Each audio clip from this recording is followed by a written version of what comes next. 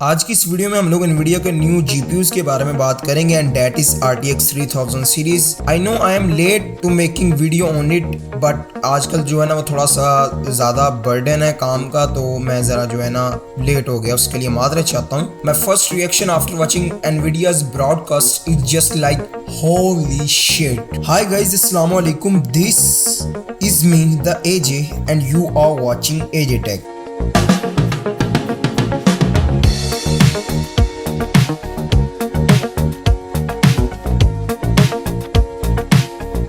Alright guys, the news is out. Nvidia just announced his new Ampere GPUs. सबसे पहले हम लोग इन GPUs के न्यू टेक के बारे में बात कर लेते हैं, इनके कौन कौन से न्यू फीचर्स आप लोगों को इनके अंदर देखने को मिल रहे हैं। तो सबसे पहला फीचर जिसके बारे में Nvidia ने अनाउंस किया, that is called Nvidia's Reflex।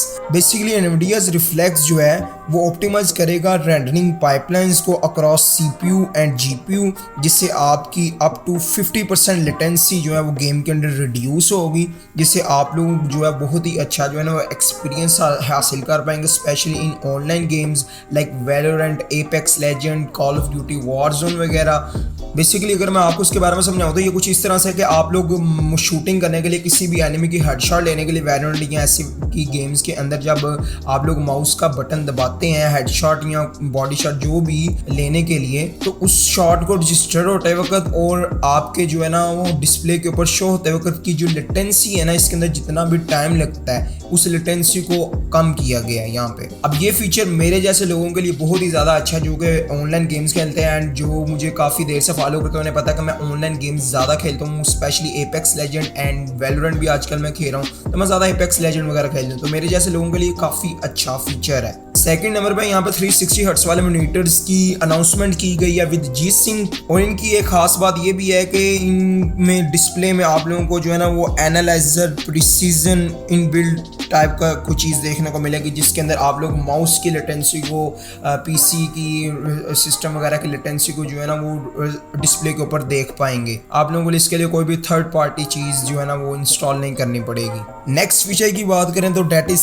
Called Nvidia's broadcast. अब ये मेरे जैसे लोगों के लिए बहुत ही ज़्यादा अच्छी चीज़ होने वाली है, क्योंकि आप लोगों को पता मैं अक्सर स्ट्रीम करता हूँ एंड नेक्स्ट आगे कुछ आने वाले टाइम के बाद मैं थोड़ा और ज़्यादा स्ट्रीम करना स्टार्ट हो जाऊँगा। तो जो लोग स्ट्रीमिंग करने की सलाह बना रहे हैं या उसका सोच रहे थे या जो लोग स्ट्रीमिंग करते हैं उनके लिए बहुत ही अच्छा फीचर है। कैसे? इसका एक बड़ा फायदा ये है कि आप अपने किसी भी रूम को जो है ना वो एक हिसाब से स्ट्रीमिंग रूम बना सकते हैं, चाहे उस रूम के अंदर जितना मर्जी गंदा आप बैकग्राउंड के ऊपर बहुत ही अच्छा कोई भी एनिमेटेड या ग्राफिक्स टाइप कोई भी चीज़ लगा सकते हैं इजीली। इस फीचर में AI के कुछ एल्गोरिदम्स काम करते हैं डीप लर्निंग के through by Nvidia's DGX supercomputer. यहाँ पे आप लोगों को ऑटो फ्रेमिंग वेबकैम का भी फीचर देखने को मिला है, जिससे कुछ होगा इस तरह के अगर आप लोग अपनी स्ट्रीम के ऊपर हिल रहे होंगे तो वो आपको खुद ट्रैक करेगा एंड आप फ्रेम के अंदर ही रहेंगे। इसके अलावा आप लोग इसकी मदद से जो है ना वो अपनी गेम को अपने पीछे बैकग्राउंड पे भी पुट कर सकते हैं, जैसे कि ग्रीन स्क्रीन इफेक्ट होता है और आप लोगों को इसके लिए ग्रीन स्क्रीन की जरूरत भी नहीं पड़नी। एंड यहाँ पे RTX वॉइस के बारे में भी बताया गया है, जो कि पहले भी अनाउंस कर दी गई थी। आई थिंक वो अभी भी RTX वॉइस बीटा में है, लेकिन फिर भी यार काफ़ी अच्छी तरीके से काम करती है। ये कुछ इस तरह से है कि जैसे मैं अभी वीडियो रिकॉर्ड कर रहा हूँ ना, अभी मैं माइक के पास ही अपने कीबोर्ड को बटन्स को दबाना शुरू कर दूंगा तो कीबोर्ड के बटनों की आवाज़ नहीं आपको आएगी, सिर्फ मेरी आवाज़ आएगी। ये कुछ इस तरह से काम करती है। मीन का आपका बैकग्राउंड नॉइस स्ट्रीमिंग के दौरान या आप किसी से वॉइस चैट वगैरह कर रहे हैं तो आप लोगों की बैकग्राउंड नॉइस वगैरह नहीं आनी। एक और फॉर्म ऑफ आर्ट इंट्रोड्यूस कराया गया है, डेट्स का Nvidia Omniverse Machinima, जिससे ये होगा कि आर्टिस्ट जो हैं वो गेम्स के एसेट्स को इस्तेमाल करके सिनेमैटिक्स बना सकते हैं। तो काफ़ी कूल थिंग है ये। तो अब हम लोग GPUs पे आ जाते हैं। तो ये GPU जो है वो सैमसंग की 8 नैनोमीटर की प्रोसेस टेक्नोलॉजी पर बेस्ड हैं। रूमर्स के मुताबिक, जो पहले रूमर्स आए थे उनके मुताबिक ऐसे हमें लग रहा था कि ये सैमसंग की 8 नैनोमीटर की बजाय ये TSMC की 7 नैनोमीटर की नोड का इसमें यूज़ किया जाएगा, बट ऐसा नहीं हुआ। ये वाला रूमर नहीं था निकला, लेकिन अनाउंसमेंट से पहले बहुत सी ऐसी चीज़ें थी जो कि लीक हो गई थी। अब GPUs की बात करें तो जो Nvidia ने अपना फ्लैगशिप लेवल वाला GPU इंट्रोड्यूस या अनाउंस किया है वो है RTX 3080। Yes, there is no TI model. जब मैंने 3080 का ट्रेलर टाइप देखा था ना, जिसके अंदर वो 3080 का इनका डिज़ाइन वगैरह वो दिखाते हैं ट्रेलर टाइप ही वो कहेंगे, तो यार मुझे ना बहुत ही अच्छी फीलिंग आ रही थी। एक दफ़ा से फिर हम लोग जो है ना वो मिलकर देखते हैं।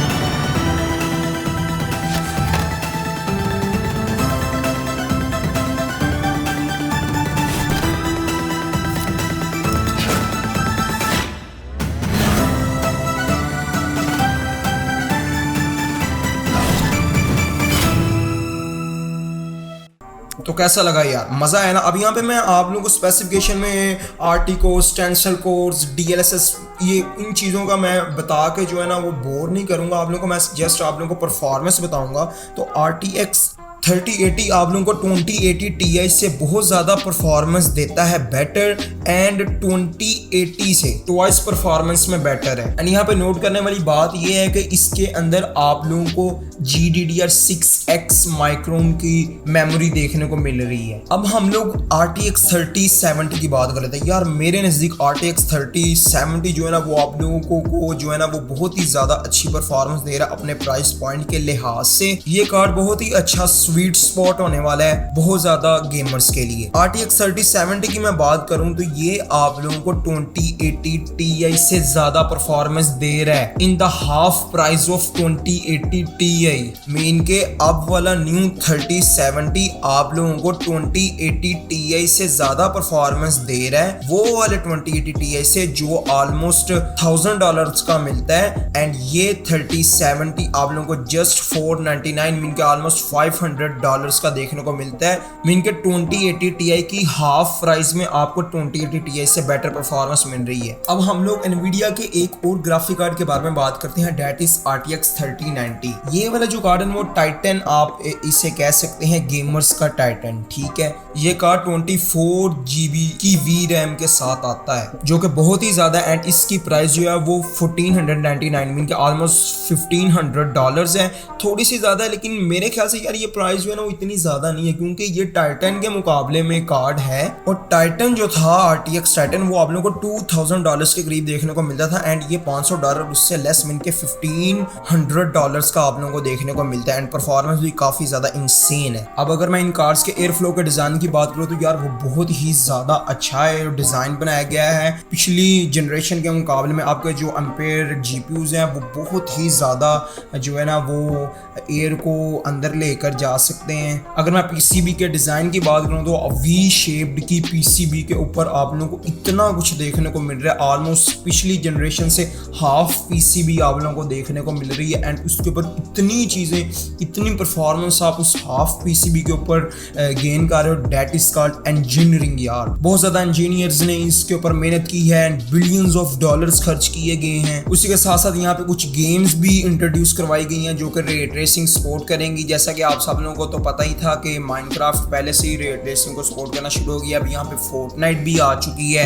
रे ट्रेसिंग के साथ, वो भी 3 टाइप की। एक रे ट्रेस शैडोज भी इसके अंदर आप लोगों को देखने को मिलेंगे, रिफ्लेक्शंस भी देखने को मिलेंगे, एंड एम्बिएंट ऑक्लूजन भी आप लोगों को देखने को मिलेगा। तीनों चीजें देखने को मिलेंगी। पहले जब आप लोग RTX को गेम्स के अंदर ऑन करते थे ना 2000 सीरीज में, तो किसी गेम के अंदर आप लोगों को RTX शैडोज देखने को मिलते थे, या रिफ्लेक्शंस देखने को मिलती थी, या एम्बिएंट ऑक्लूजन देखने को मिलता था। तीनों चीजें एक साथ एक गेम में नहीं थी लेकिन अब आ चुकी हैं। तो अगर आप लोगों को वाकई इस टाइप की वीडियोस पसंद आती हैं तो इन वीडियोस के ऊपर यार सपोर्ट जरूर दिखाया करो, वीडियो को लाइक जरूर किया करो एंड अच्छा सा कमेंट जरूर किया करो, क्योंकि अगर इन वीडियोस के ऊपर सपोर्ट आना है तो फिर ऐसे की जो है ना और ज्यादा वीडियोस बननी है। नहीं तो फिर यही है कि मैं कभी कभी जो है ना इस तरह की वीडियोस अपलोड किया करूंगा। ऐसे की वीडियोस मैं बहुत ज्यादा बना सकता हूँ, ठीक है। मैं बहुत सारी लीक्स जो कि साथ साथ निकलती रहती हैं एंड रूमर्स वगैरह, उनके ऊपर वीडियोस बना सकता हूँ जो कि बहुत ज्यादा इंटरेस्टिंग होती हैं। लेकिन मैंने पहले ऐसी की वीडियोस बनाकर देखी, इतना सपोर्ट नहीं आता तो फिर मैं भी जो है ना वो जरा ढीला हो जाता हूँ। इनके बनाना ही मैंने है, लेकिन फिर इस वजह से ये भी वजह है कि मेरे ढीला होने की इन ऐसे की वीडियोस में। तो यार बस आज की वीडियो यहीं तक थी। मैं उम्मीद करता हूँ कि आप लोगों को वीडियो पसंद आई होगी, एंड अगर आप लोगों को वीडियो पसंद आई है तो वीडियो को लाइक कीजिएगा, दोस्तों में शेयर कीजिएगा, एंड अगर हो सके तो चैनल को सब्सक्राइब भी कर दीजिएगा। I see you